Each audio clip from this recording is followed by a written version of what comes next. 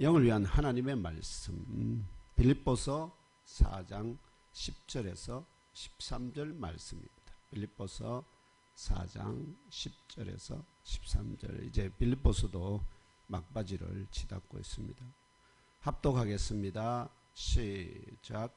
내가 주 안에서 크게 기뻐함은 너희가 나를 생각하던 것이 이제 다시 사기 남이니 너희가 또한 이를 위하여 생각은 하였으나 기회가 없었느니라. 내가 궁핍함으로 말하는 것이 아니니라. 어떠한 형편이든지 나는 자족하기를 배웠노니 나는 비천에 처할 줄도 알고 풍비에 처할 줄도 알아. 모든 일 곧 배부름과 배고픔과 풍부와 궁핍에도 처할 줄 아는 일체의 비결을 배웠노라. 내게 능력 주시는 자 안에서 내가 모든 것을 할 수 있느니라. 아멘. 이 본문을 중심으로 참 많은 주제가 있습니다만 그 중에서도 오늘은 어떠한 형편이든지 자족할 줄 아는 성도라는 제목으로 나누는 주일 예배 설교 중에 위로부터 임하는 영의 양식과 생수를 차고 넘치게 공급받으시기를 기도합니다. 제목 한 번 더 함께 읽겠습니다. 시작. 어떠한 형편이든지 자족할 줄 아는 성도. 네, 우리 엠몸교회 성도들이 다 어떠한 형편이든지 자족할 줄 아는 그런 일체의 비결을 배우시고 또 그렇게 장성한 성도의 삶을 살아가시기를 주님의 이름으로 축복합니다. 자족이라고 하는 것이 참 중요한데요. 아무리 많은 사람도 계속해서 더 얻으려고 노력하는 것은 뭐를 할 수 못하기 때문에 만족을 못하기 때문에 없는 사람은 낙담하잖아요. 왜 그럴까요? 그 없는 것이 자기를 마음을 무것들여서 그것도 만족 못한. 없으면 있으면 있는 대로 만족하고 없으면 없는 대로 만족하는. 이게 오늘 바울이 가르치는 삶. 그거 쉽겠습니까? 아이들에게 자족하라 하면 될까요? 아이들은 누가 길러야 되죠? 부모가 먹이고 입히고 다 해야 되잖아요. 자족은 어린아이를 위한 것이 아닙니다. 그럼 누구를 위한 것일까요? 장성한 자를 위한 것입니다. 성도들이 빌립보 교회 성도들을 향해서 뭐가 되라는 걸까요? 어린애에서 벌어나서 다투고 분쟁하고 찢고 발기고 하던 거기에서 벗어나서 이제 뭐가 되라는 거죠. 장성한 성도가 자족하는 성도가 되라 하는 그런 그것을 일체의 비결을 배워서 그래서 자기를 너희는 나를 내게 배우고 받고 듣고 본바를 행하라는 것 중에 하나가 자족도 들어가는. 성령 강림후 제9주 주일에 경산 예몬교에서 올려드리는 신령한 예배에 참석하신 형제 자매들과 온 가족 모두 폭염으로 이글거리는 이제 둘째 주간, 오늘은 좀 많이 수그러졌습니다만은 영육이 더욱 강건하시기를 기원합니다. 범사가 형통하기를 축원합니다. 마음의 근심이 떠나가고 염려가 없기를 소망합니다. 주 하나님의 명령이 무조건 예수로 아멘으로 응답하시는 아브라함과 사라 같은 믿음의 의인들로 세움 받으시기를 축복합니다. 사랑하는 예mon교회 지체된 형제 자매 여러분, 오늘 빌립보서 4장 10절로 13절을 통해 나그네 같은 오늘을 자족으로 살며 그럼에도 사명을 감당할 능력을 주시는 주 안에서 모든 것을 하게 하시는 주 하나님의 은혜를 함께 나누고자 합니다. 그 본이 된 사람 중에 한 사람이 바로 사도 바울입니다. 본문을 먼저 요약해 보겠습니다. 빌립보 성도들이 바울을 향한 관심이 다시 살아났습니다. 왜냐하면 빌립보 교회에 바울이 복음을 전한 것은 주 한 50몇 년도 정도인데요. 그런데 지금 편지를 쓰고 있는 것은 대략 62년에서 63년, 그러면 대략 10년 가까이가 지났습니다. 그 10년 가까이 한 몇 년 동안은 바울과 긴밀하게 연결했는데 그 뒤에 빌립보 교회에 문제가 생기면서 바울과의 관계가 대략 어느 정도 단절되었다, 이렇게도 볼 수 있습니다. 그러다가 누가 찾아왔을까요? 에바브로디도가 교회 소식과 연보를 가지고 로마 감옥에 있는 바울을 찾아왔거든.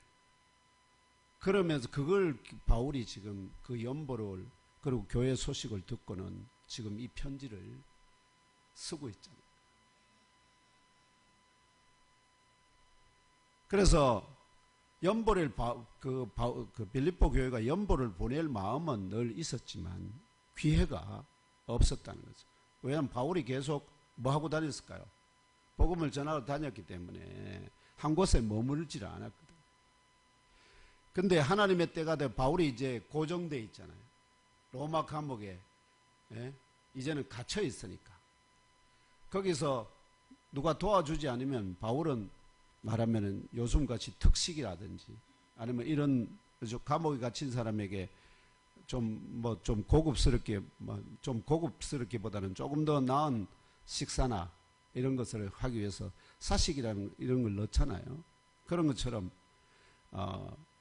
그런 기회가 없었는데 마침 이제 바울이 로마 감옥에 갇히면서 그 소식을 들은 이 빌립보 교회가 결국은 에바브로디도를 통해 교회 소식과 연부를 전하게 된 것입니다.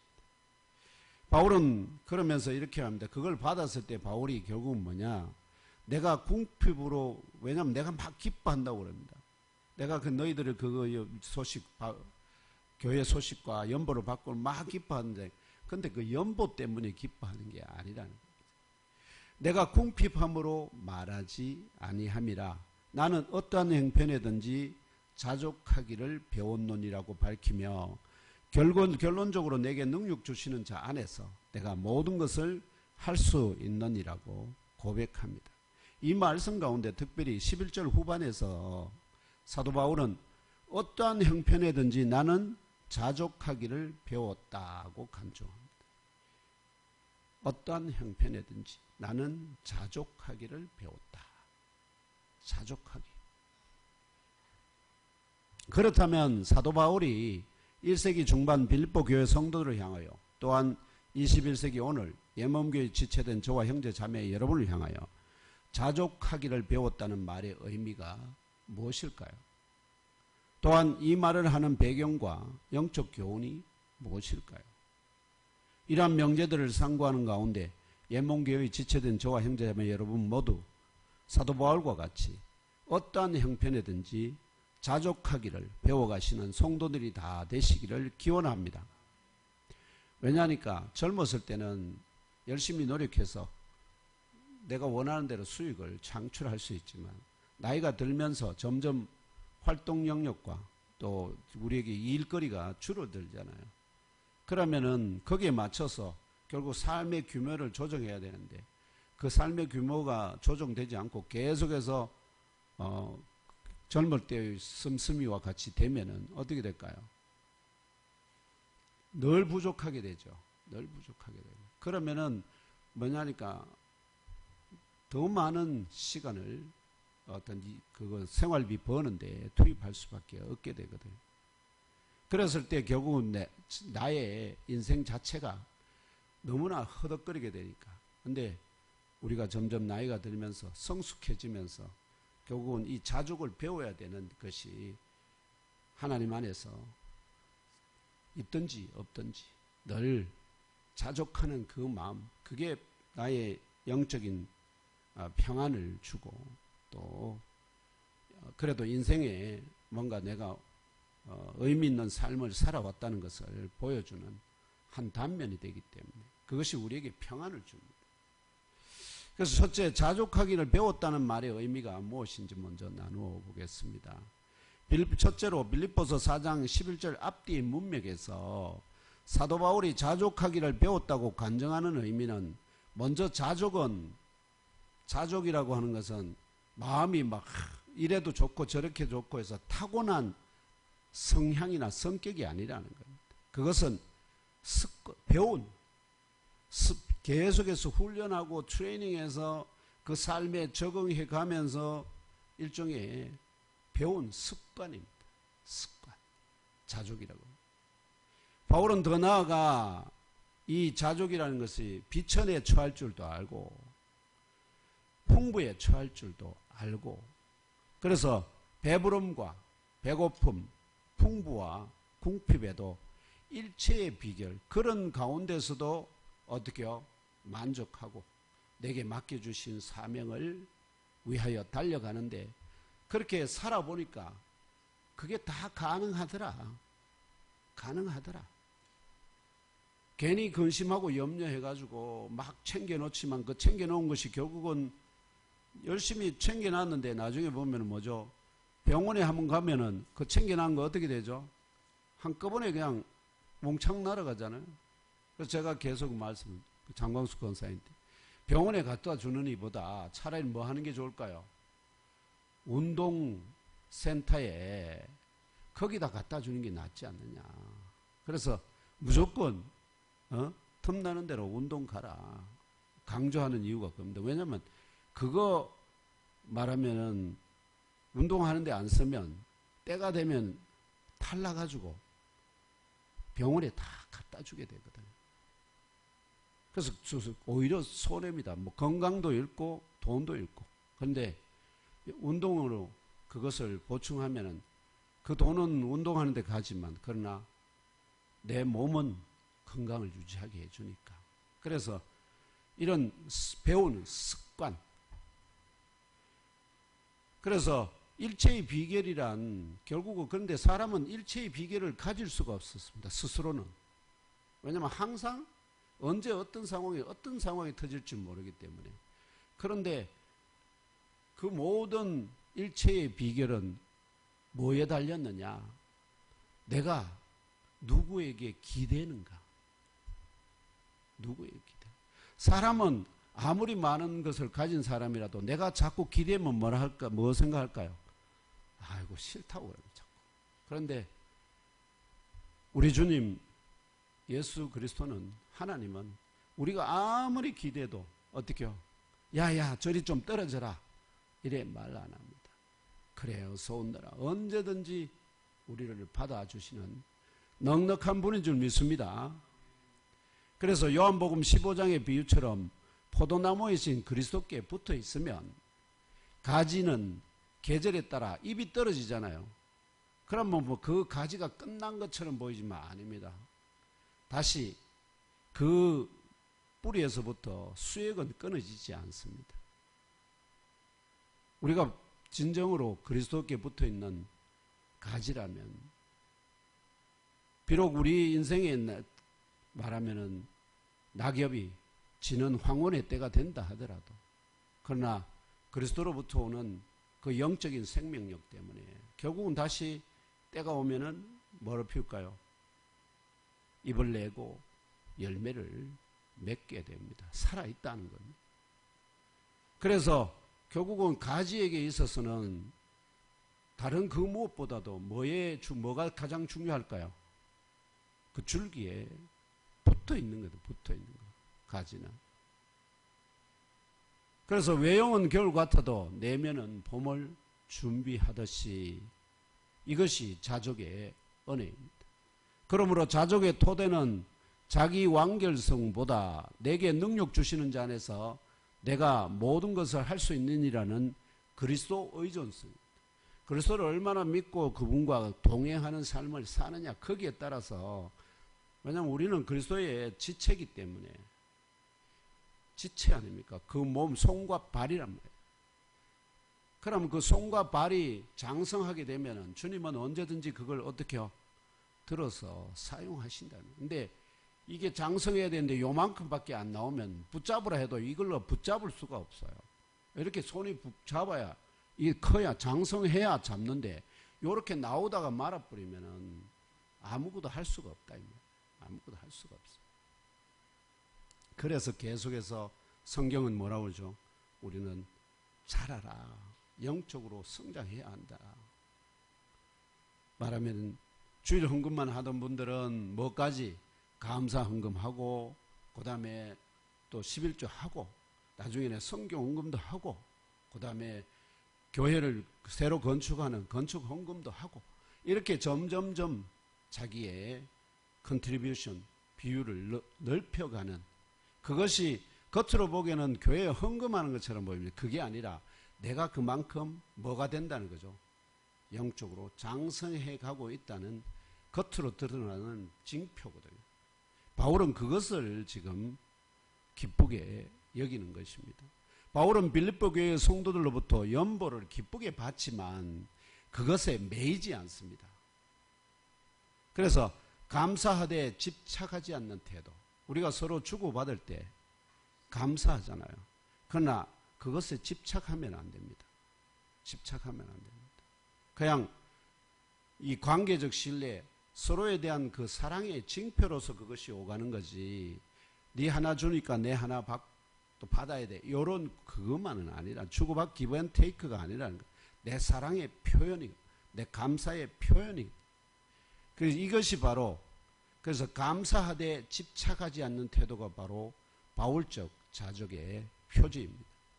둘째로 1세기 중반에 빌립보 성읍 주위에서 유행하던 철학적 관점에서, 왜냐하면 바울은 이 자족이라는 단어가 결국 어디서 주로 많이 나오냐면은 철학에서. 그래서 이 스토아학파 또는 불교 이쪽에서는 잘 붙어보니까 정념이죠. 내 안에서 뭐가 근심, 염려, 온갖 아시죠? 관계, 이 인연으로부터의 자유와 이성적 자기 충족을 강조하거든. 그래서 바울은 이거는 결국 뭐냐, 내 안에서의 나 자신의 문제입니다. 그러나 바울은 내가 문제가 아니고 누가 문제라는 거죠. 내가 누구를 의지하느냐의 문제. 즉 그리스도 안에서 있으면 모든 것이 내가 자족하게 된다 하는 것을 배웠다 하는 겁니다. 그리스도 안에만 있으라, 가지에만 붙어 있으라 하는 의미입니다. 그래서 형식은 유사하지나, 왜냐하면 흔들리지 않는다는 측면에서 근거가 하나는 자율에서 내 안에서, 하나는 타자, 즉 하나님과 내가 친밀하게 되면은 그 모든 것에서 자족하게 된다 하는 것입니다. 저는 이 말이 참으로 잘 이해가 됩니다. 왜냐하면 지난 세월 동안 영국 유학 갈 때부터 시작해가지고 오늘 여기 이 자리에 있기까지 주님께서 삶의 일거수일투족을 굉장히 세밀하게 살펴봐 주시고 참 마음에 근심이 없도록 늘 이렇게 모든 것들을 살펴주시기 때문에 그것이 바로 저도 그리스도 안에서 누리는 자족하는 삶. 그래서 크게 욕심도 내지 않습니다만은 크게 부족하지도 않게 하시는 내 하나님께 감사합니다. 더 나아가서 우리가 잘 알 수 있는 그 수사적인 삶을 강조하는 견유학파라는 게 있습니다. 인생은 그런 말하면은 돌을 닦으려면은 뭐에서 벗어나야 될까요? 가장 사람을 이렇게 매는 것이 바로 이 물질적인 거거든. 그래서 그 물질적인 것에서 자유, 그것을 위해서 뭐 하죠? 수도 생활.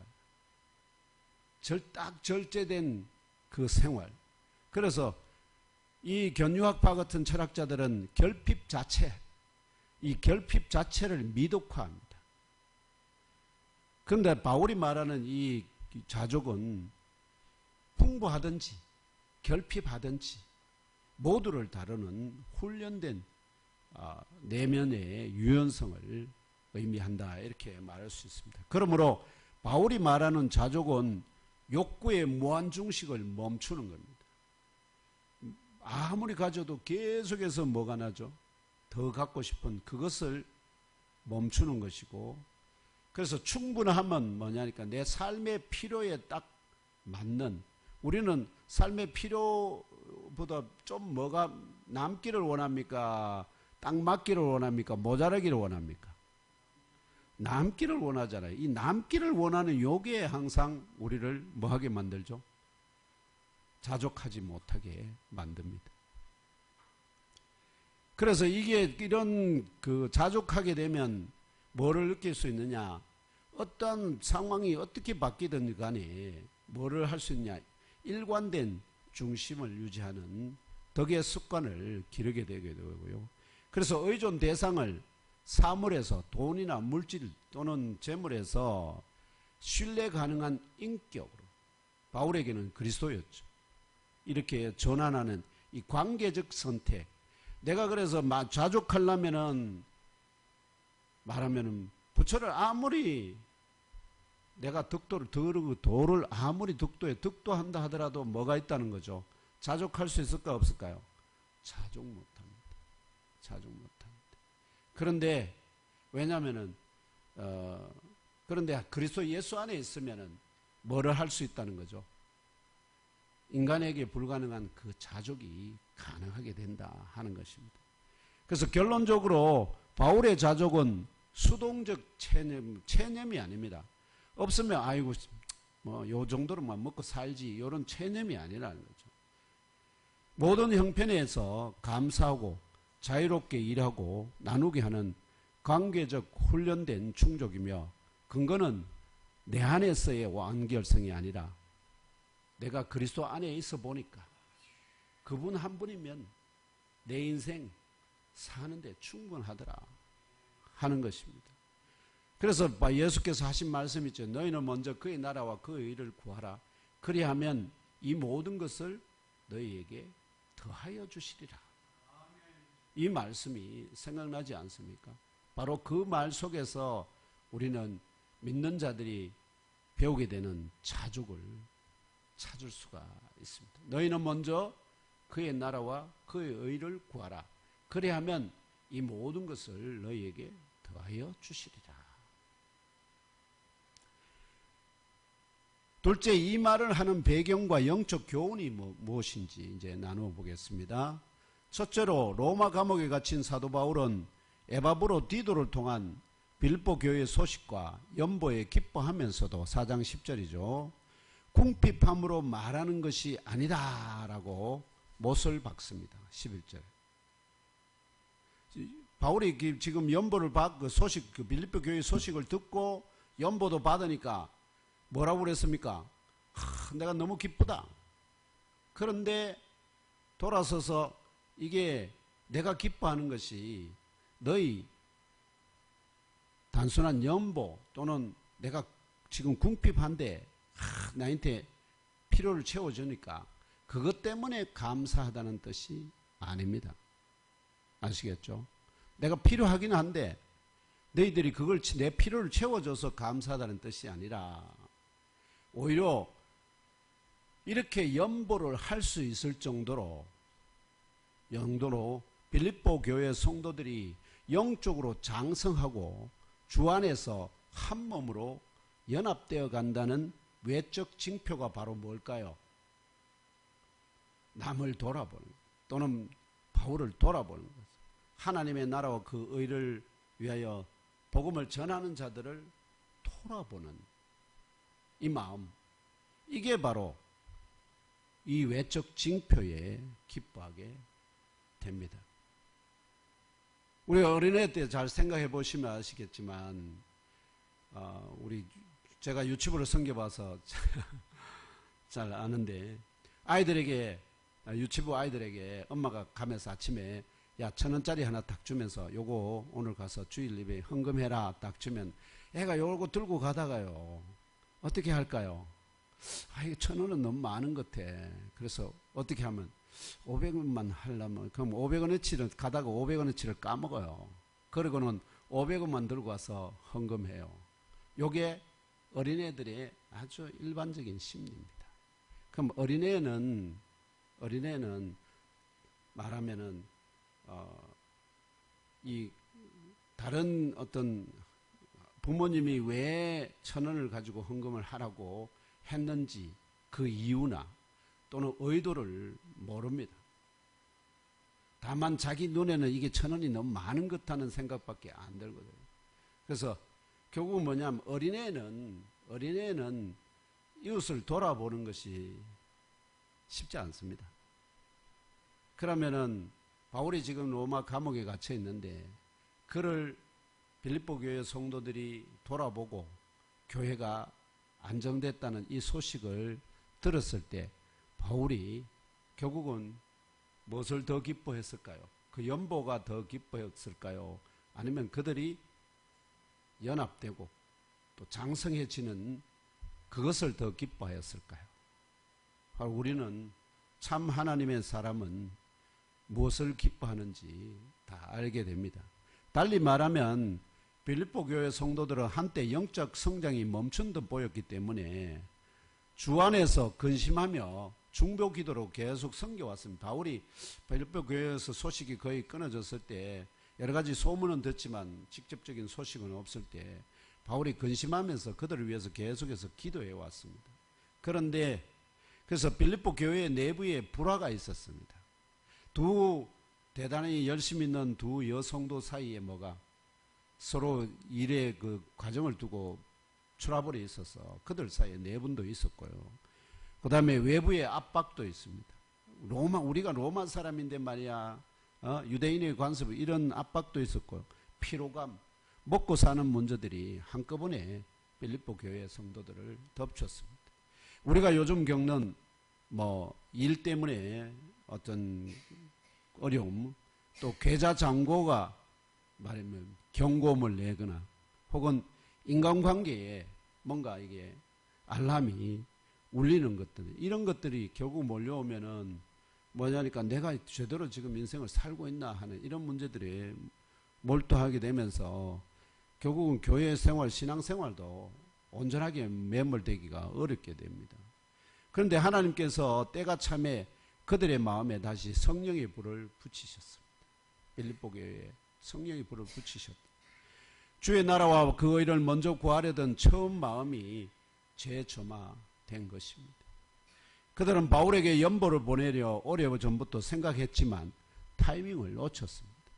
왜냐하면 내부에 보내자는 사람도 있고 어떻게요? 그만하면 됐다 이런 사람도 있고. 그런데 드디어 하나님의 때, 그때가 열렸습니다. 그래서 1세기 택배기사, 에바브로디도는 택배기사, 요즘 말로 하면 택배기사라 하죠. 에바브로디도가 빌립보 교회에서 로마로 파송되고 교회의 소식과 함께 디도가 연보를 가져왔습니다.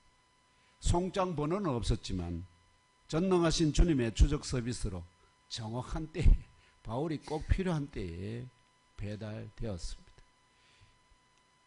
둘째로 이러한 빌립보 교회 성도들의 영적 연합 소식과 연보를 모티브로 삼아서 사도 바울은 그리스도 예수 안에 있는 성도들이 영적으로 장성하게 되면 어떤 일이 벌어지느냐?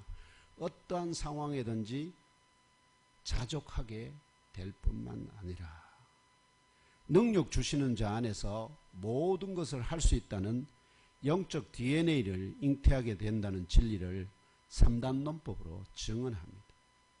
그러니까 이 연보를 모티브로 삼아서 이 연보 때문에 내가 기뻐하는 게 아니다. 뭐라는 거죠?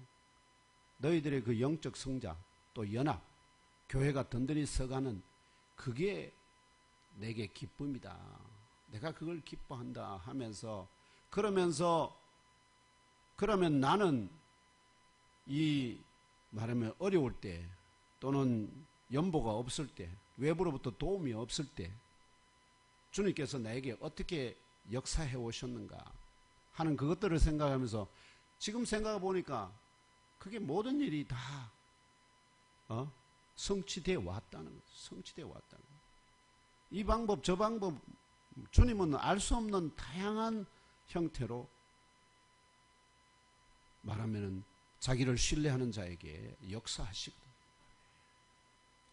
그래서 첫 번째로는 3단 논법으로 진행했는데 제일 먼저 그거 시작이 뭐냐니까 대전제가 성도들이 다시 영적으로 성장하기 시작했다는 사실입니다. 영적으로 성장하게 되면은 주님께서 거기다가 어떻게 할까요? 영적으로 성장하는 과정 속에서 주님은 훈련을 시킵니다. 어린애는 훈련을 하기에 적합하지 않습니다. 영적으로 성장하기 시작한 군인들 돼야 20대 이상 돼야지 뭐가 시작 가능할까요? 훈련하는 게 가능하거든요. 20대 정도. 스스로 뭔가 의사결정을 하고 선택할 수 있는 이 나이. 그래서 그 나이가, 즉 첫 번째 영적으로 성장하기 시작하면 주님께서는 거기에 훈련에, 각종 훈련에다 투입하고, 그 훈련을 통해서 완전히 장성하게 되면은 주 안에서 무슨 일이든 능력 주시는 자 안에서 내가 모든 것을 할 수 있다는 그런 고백에 도달하게 된다. 그게 말로만이 아니라 삶으로 실질적으로 체득되는 하나의 진리다 하는 걸 지금 다시 막 성장하기 시작한 빌립보 교회 성도들 향해서 지금 자기의 신앙 간증을 나누고 있는 거죠. 이해되시죠? 성장하기 시작하면은 주님께서 어떻게 한다고요? 그걸 더 장성할 수 있도록 특별한 훈련 프로그램 속으로 집어넣는다 이 말이에요. 그걸 통과하고 나면은 어떻게 된다고요? 뭘 경험하게 된다고요? 능력 주시는 자 안에서 내가 모든 것을 할 수 있다 하는 그런 고백과 체험이, 그 DNA가 우리 신앙의 체질 속에 생겨나게 된다 하는 것입니다. 이렇게까지 우리 엠몸교회 성도들이 다 장성하게 되기를 주 예수 그리스도 이름으로 축원합니다. 그래서 제일 첫 번째로 중요한 것이 영적으로 다시 성장하기 시작하는가. 성장이 어린애에서 멈춰가지고 도저히 성장 안 되면 그 어린애는 하나님께서 훈련에 집어넣을 수가 없습니다. 훈련 프로그램에. 그러면 그 어린애 상태로 평생을 그냥 가는 겁니다. 그만큼 인생이 신앙생활을 평생을 했는데 여전히 어린애로 남아있는 것만큼 어떻게요? 아까운 인생이 없습니다. 그래서 우리는 계속해서 성장하게 되면 주님께서 특별한 훈련 프로그램을 넣었고요. 그 훈련 프로그램의 결론으로서 뭐가 된다고요? 내게 능력 주시는 자 안에서 내가 모든 것을 할 수 있다. 내가 일체의 어떠한 형편에 서든지 나는 자족하기를 배웠다. 고백하게 된다 하는 것입니다. 그래서 여기서 이 성도들이 영적으로 다시 성장하기 시작했다는 사실은 이걸 뭘로 표현하고 있느냐 하면은 이제야 너희가 나를 생각하던 것이 다시 삭이 났도다 이렇게 말하는 것은 뭐냐니까 성도들이 마치 이 땅 속에 심은 겨자씨 하나가 땅 속에 들어가 있고 겨울을 지나면서 땅이 얼게 되면 거기서 살아나올까 걱정되잖아요.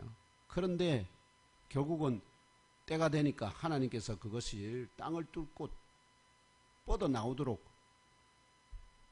만드는 그 새싹을 봤을 때의 기쁨과 같은 의미입니다. 이제야 너희가 나를 생각하던 것이 다시 삭이 났도다. 그동안은 빌립보 교회 성도들이 정말이지 이게 자기가 뿌린 복음의 씨가 그들 안에서 살아있는지 없는지 정말 궁금했는데 때가 되니까 어떻게 해요? 그게 삭이 나서 이제 잎이 나고 열매를 맺기 시작하고 있다. 삭이 났다는 건 지금 삭이 났다고 그러잖아요. 삭이 났으니까 계속해서 뭐가 돼야 된다는 거죠? 자라야 돼. 자, 그런 동기가 있습니다. 여기서 우리는 삶의 중요한 원리를 배웁니다. 신앙의 멈춤처럼 보이는 시간도 하나님 손안에 있습니다. 우리가 신앙이 때로는 가다 보면 내가 지금 영적으로 성장되고 있는지 걱정될 때도 있지 않습니까? 그런데 겨자씨 비유를 떠올려 보라는 겁니다. 아주 작은 씨앗이 땅 속에서 보이지 않는 시간에 뿌리를 내리고 때가 되면 싹을 틔웁니다. 아무 일도 안 일어나요 라고 말하고 싶을 때 하나님은 흙 속에서 조용히 일을 하고 계십니다. 빌립보 교회가 그랬습니다. 생각과 기도가 씨앗처럼 쌓였고 하나님의 때가 오자 행동으로 열매를 맺었습니다. 에바브로디도는 당대 최고의 연보 택배기사였습니다. 연보 택배기사. 그런데 이 택배는 단순한 물건 배달이 아닙니다. 사랑과 동력과 복음의 향기를 함께 싣고 왔습니다. 감옥에 갇혀 있는 바울에게 큰 위로와 기쁨이 되었습니다. 왜? 그들이 자기를 위해서 기도하고 또 교회가 자기가 뿌린 씨앗이 잘 자라서 지금 튼튼하게 이제 싹이 막 올라와서 막 왕성한 봄을 기대하게 하기 때문에 기쁨이 배가 된 것입니다. 우리도 누군가에게 그런 택배기사가 될 수 있습니다. 카톡 문자 하나, 따뜻한 안부 전화 하나, 밥 한 끼 초대 하나가 어떤 이에게는 하나님의 때에 도착하는 연보가 됩니다. 사랑하는 형제자매 여러분, 빌립보 교회처럼 우리 예몸교회도 기회를 놓친 교회가 아니라 하나님의 때를 기다리고 마침내 순종하는 교회입니다. 내부에 도전이 일어날 수도 있습니다. 외부에 압박이 있을 수도 있습니다. 그렇다면 오히려 기대하십시오. 이후에 어떻게요? 하나님의 멈춤의 시간을 씨 뿌림의 시간으로 바꾸시고 때가 되면 에바브로디도를 보내십니다. 하나님은 지금도 때를 준비하고 계십니다. 이 자리들을 채울 때를 주님께서 기대하고 계십니다. 우리가 할 일은 뭘까요? 주께서 가라 하시면 가서 카톡 문자 또 같이 한번 만나서 식사하자. 또 복음 전할 기회를 얻는 것입니다. 그렇지만 바울은 이제 바로 말하지 않습니까? 왜냐하니까 연보를 보내서 기뻐요. 내가 기뻐한다고 했지만 그 연보가 너희들의 연보 때문에 기뻐하는 것이 아니라 뭐 때문에? 너희들의 영적 성장. 그런데 거기에다 더해서 나는 어떻게 됐냐? 내가 궁핍함으로 말하는 것이 아니니라 나는 어떠한 형편이든지 자족하기를 배웠노라. 그 너희 연보가 내게 필요하기는 하지만 그럼에도 불구하고 연보가 있든 없든 나는 어떻게요? 자족한다. 그럼 나의 기쁨은 연보 때문이 아니라 뭐라는 거죠? 너희들의 영적 성장에 내가 더 기쁘다. 그래서 우리도 훈련이 필요합니다. 그래서 우리 젊은 시절에 생각해 보면은 여기 젊은이 있다면 참 공감할 이야기인데 월급날에 월급 딱 받으면 어떻게 합니까? 아유 주님 할렐루야입니다 하다가 25일 지나면서 이제 돈 다 떨어지잖아요. 그러면 주님 어쩌죠 하지.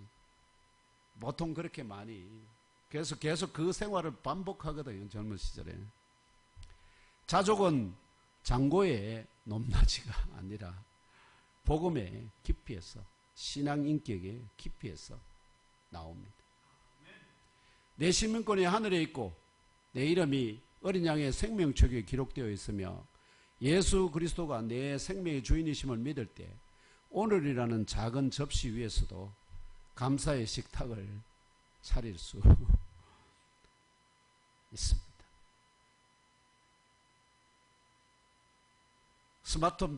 농담 삼아서 이런 분 얘기하는 분도 있대요.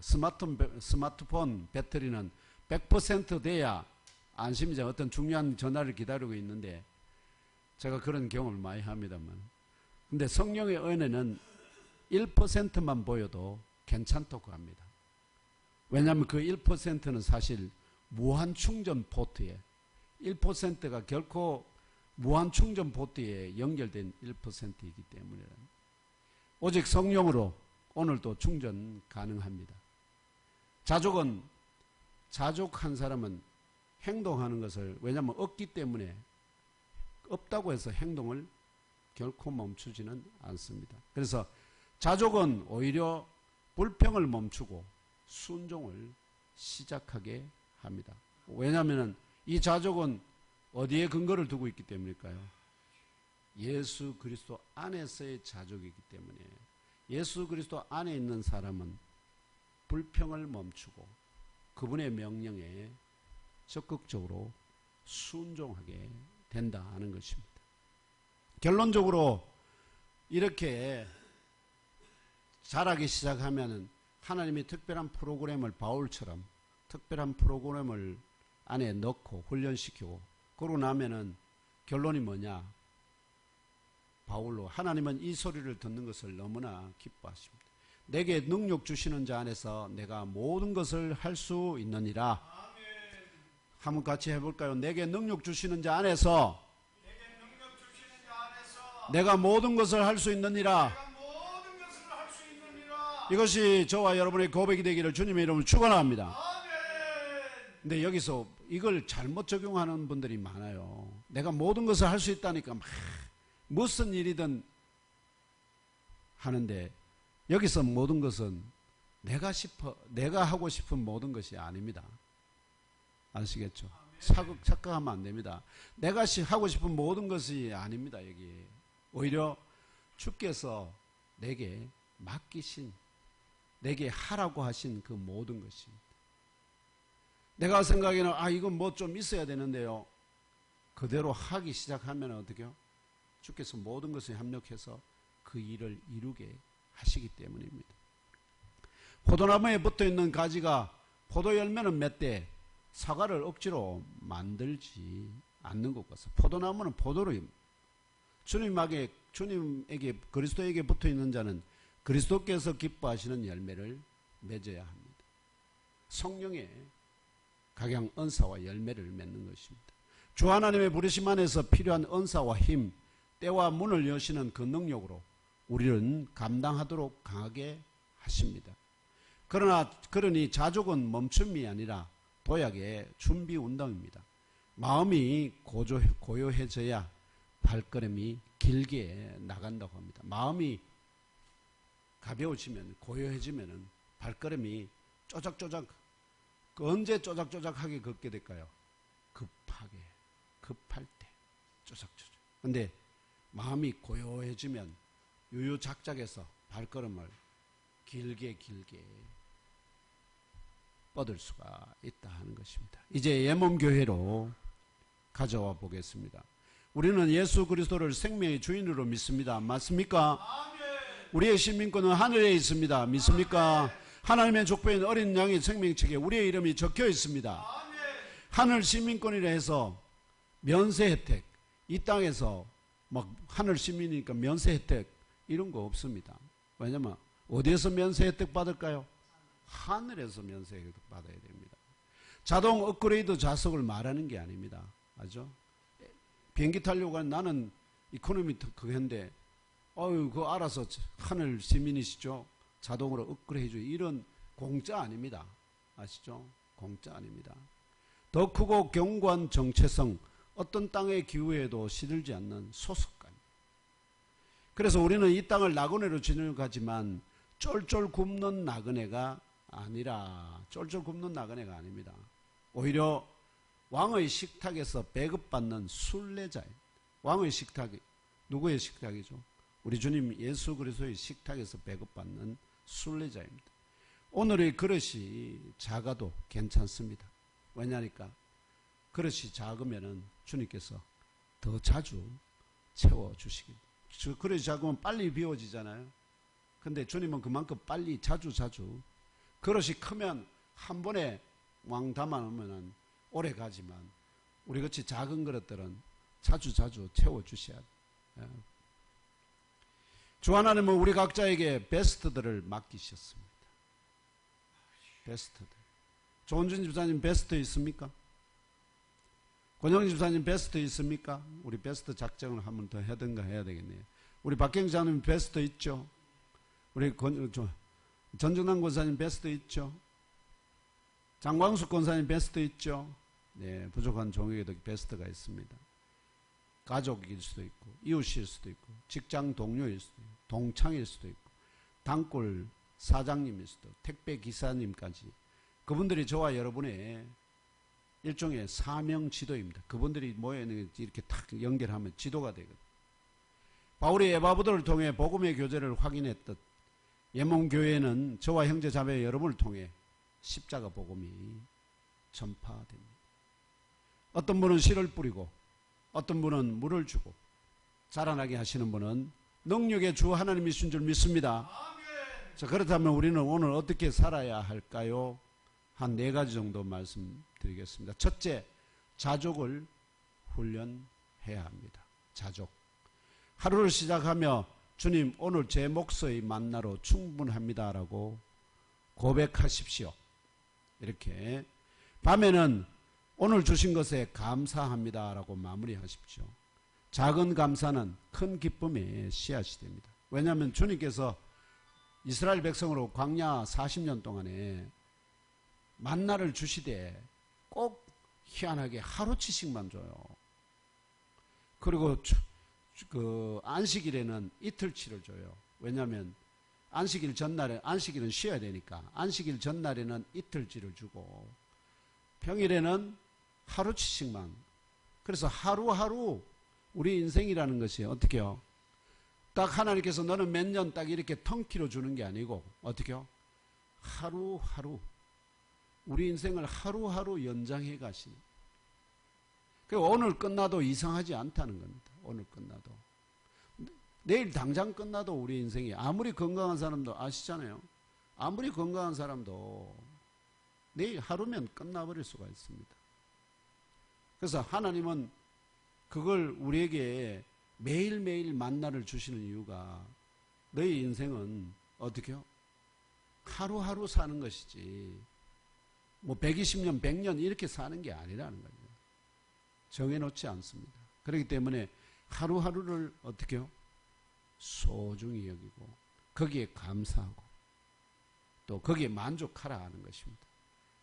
둘째는 하나님 때에 순종을 준비합시다. 자, 자라기 시작하면 하나님께서 뭐 한다는 거죠? 자라기 시작하면 어디다 한다고요? 하나님이 특별훈련 프로그램에다 넣는다고 말씀드렸습니다. 그러면 그 특별훈련 프로그램에 넣을 때 이게 힘들다고 어떤 사람은 뛰쳐나가 버릴 수도 있습니다. 근데 그거는 무엇을 위해서? 주님이 정말로 중요한 의미 있는 삶의 비전을 주실 때 거기에 순종하도록 만들기 위해서 그렇게 합니다. 제가 말씀하셨잖아요. 제가 영국에서 유학 가서 은혜를 받고 그래서 경북대학교에서 교수로서 전자과 교수로서 열심히 섬길 때 저는 그걸로 참 만족했는데 주님은 그걸로 만족하지 않으셨어요. 그래서 어떻게 해요? 너 그래 살면 죽는다 말씀하셔서 새로운 길을 걸어가게. 그동안이 훈련 프로그램이었다. 그 훈련 프로그램에서 어떻게 해요? 제대로 따라오지 못하니까 너 죽을래? 이렇게 말씀하신 거거든. 너 죽을래? 그래서 어떻게 해요? 살기 위해서 길을 돌이켰어. 저는 그래서 목회가 젊은 사람들처럼 목회가 성공이 아닙니다. 목회자들이 막 성도들을 많이 모으고 막 큰 버스 대절해서 모으고 그거 하는 건 뭘까요? 성공을 위한 하나의 수단이잖아요. 근데 제게 있어서 목회는 뭐죠? 그분이 내게 너 죽을래? 살래? 그래서 살기 위해서 가는 길이기 때문에 살기 위해서 가는 사람은 부른 자에게 그냥 뭐 하면 됩니까? 순종하면 그것만큼 편한 게 없습니다. 자유로운 게 없습니다. 왜? 내가 마음대로 하는 게 아니니까. 나는 그분이 시키는 대로만 하면 여러분 그게 얼마나 편한지 내가 스스로 모든 걸 계획하고 막 이게 잘 될지 안 될지 근심하면서 해나가는 것만큼 힘든 일이 사업해 보신 분들 다 알잖아요. 그냥 밑 빠진 독에 물 붓기 같은 그런 사업에 그게 아니라 이거는 뭐 당신이 모든 건 붓고 나는 그냥 물 부으라. 뭐 둑이 터졌든 말든 그건 내가 관여할 바가 아니야. 나는 부으라 하면 붓는 것에 그걸로 만족합니다. 그러니까 정말 목회가 편해요. 여러분 비록 여기에 지금 온천하보다 귀한 성도가 지금 5분이나 계시잖아요. 그럼 충분합니다. 근데 주님께서는 야 좀 부족하잖아. 한 10명 돼야 안 되겠어. 이렇게 말씀하시니까 한번 새겨 생각해 봐 주시기를 주님의 이름으로 축원합니다. 그래서 하나님 때의 이 순종을 위한 준비입니다. 그래서 미뤄둔 사랑 있습니까? 실천하십시오. 또는 생각만 하던 섬김이 있습니까? 오늘 생각났을 때 행하십시오. 이번 주에 한 사람의 베스트에게 연락하고 한 끼 식사로 초대하고 간증 한 주를 전하십시오. 우리 박경 장로님 전하시잖아요. 여러분의 카톡 한 줄이 누군가에게는 에바브로디도의 발걸음이 될 수 있습니다. 셋째, 능력을 사모하되 오직 성령으로 받으십시오. 왜냐하면 능력을 다른 데서 능력 사모하지 마시고 오직 성령을 통해서 능력 받으시기를 바랍니다. 교만의 엔진 오일은 금방 타버립니다. 그러나 성령의 기름 부으심은 아주 오래오래 갑니다. 사명 감당에 필요한 은사와 기회를 구하십시오. 그리고 맡겨진 자리에서 지금 할 수 있는 최선을 다하시기를 주님의 이름으로 축원합니다.